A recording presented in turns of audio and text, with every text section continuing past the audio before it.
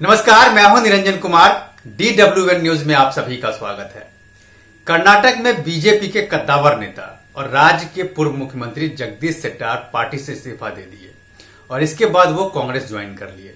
ये उसी दिन तय हो गया था जिस दिन बीजेपी ने उनकी जो परंपरागत सीट थी वहां से उनका टिकट नहीं मिला और उसी दिन उन्होंने पार्टी से नाराजगी जता दी कि वो 6 बार के विधायक रह चुके हैं। उन्होंने जनसंघ से लेकर के और बीजेपी तक का जो एक लंबा सफर है, इस दौरान उन्होंने काम किया है। राज्य में पार्टी को बढ़ाने का उनका योगदान रहा है और इसके बाद भी उनका टिकट काट दिया गया, जिसको लेकर के उन्होंने नाराजगी जताई थी।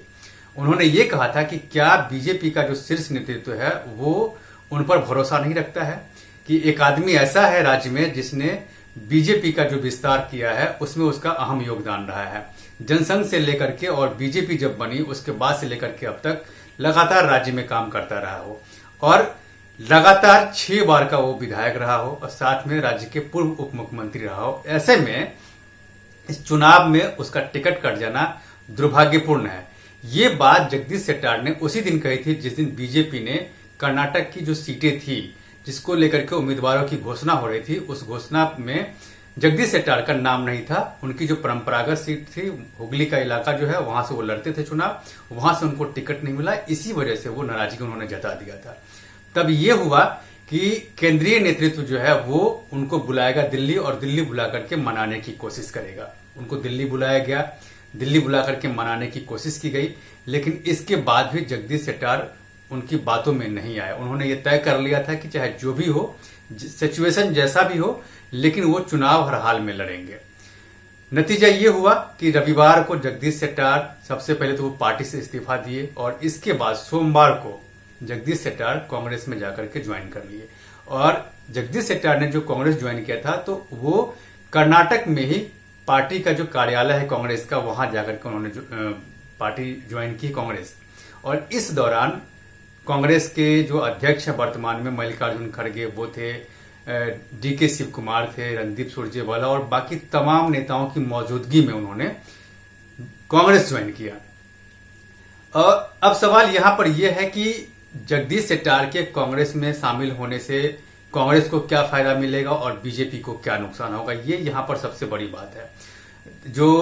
जिसको लेकर के जो राजनीतिक दल है वो लगातार, और जो एक्सपर्ट हैं जो वो लगातार इस चीज को लेकर के एनालाइज कर रहे हैं कि इनका जाने से बीजेपी को क्या नुकसान होगा और कांग्रेस को क्या फायदा होगा। सबसे पहले तो यहां पर मैं आपको ये बता दूं कि जगदीश शेट्टार लिंगायत समुदाय जो है उसको वो रिप्रेजेंट करते हैं। जैसे BS येदुरप्पा लिंगायत समुदाय को रिप्रेजेंट करते हैं, उसी तरह से दोनों नेता जो है BS येदुरप्पा या फिर जगदीश शेट्टार, ये दोनों लिंगायत समुदाय से ही रिप्रेजेंट करते हैं और दोनों का राज्य में जो है बहुत अच्छा जनाधार है। और इसीलिए जिस दिन उन्होंने बगावत की थी उस दिन BS येदुरप्पा ने कहा था कि अगर वो पार्टी को छोड़ते हैं तो कम से कम राज्य में 20 से 25 सीट ऐसा है जहां पर वो नुकसान कर सकते हैं पार्टी का। ये बात BS येदुरप्पा ने की थी।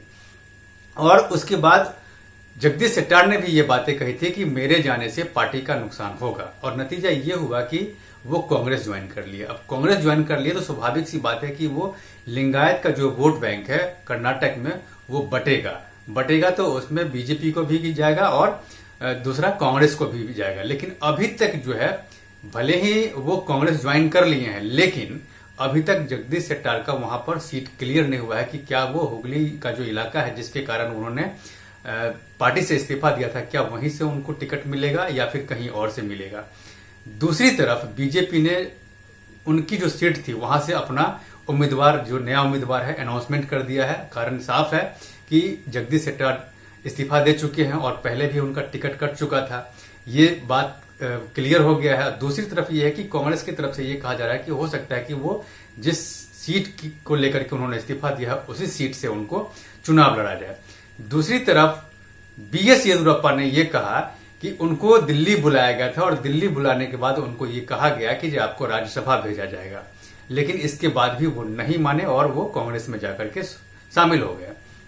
तो देखिए, अब यहां पर देखना यह है कि जो 20-25 सीट की जो बात हुई थी जहां पर जाकर के ये बीजेपी का नुकसान कर सकते हैं, वो देखना होगा कि जो अभी जो चुनाव होने हैं 10 मई को जो वोट डाले जाएंगे कर्नाटक विधानसभा चुनाव को लेकर के, उसमें ये तय हो जाएगा कि जगदीश शेट्टार का कद कितना बड़ा था, उम्र का लिहाज जो है उसको ध्यान रखेगी पब्लिक, या फिर उनका जो समुदाय लिंगायत समुदाय से वो रिप्रेजेंट करते हैं उसको, तो उसको लेकर के पब्लिक उनको वोट करेगी और कांग्रेस को ज्यादा से ज्यादा सीट मिलेगी, ये देखना होगा। क्योंकि जो हुगली का इलाका है जहां से वो चुनाव लड़ते थे, वहीं को लेकर के ये बात कही गई है कि कम से कम जगदीश शेट्टार के जाने से 20 से 25 सीट जो है वहां पर उसका अच्छा खासा प्रभाव पड़ेगा और वो सीट अब कांग्रेस के पाले में जाएगी। तो देखिए, चुनाव होना है और चुनाव जो होगी उस पर मेरी नजर बनी हुई है। आप मेरे साथ बने रहें और इस पर जो भी अपडेट होगा वो मैं आपको बताऊंगा।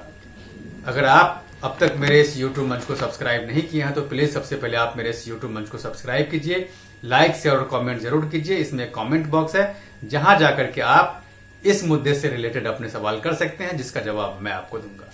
धन्यवाद।